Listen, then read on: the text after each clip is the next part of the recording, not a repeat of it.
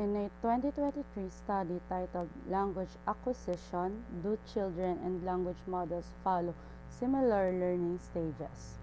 Researchers Evanson, Lacretz, and King explored whether deep language models like GPT-2 learn language in stages similar to young children aged 18 months to 6 years.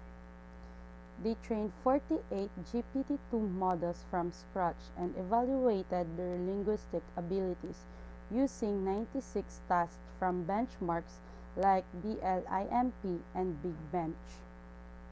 Comparing the results with the language development of 54 children, the study found that both children and models acquire language in a systematic sequence, and even complex skills show early signs of development, suggesting parallel learning. While some learning stages were shared, others differed between humans and machines. This research is important because it helps bridge human cognitive development and AI, offering insights into how language is learned.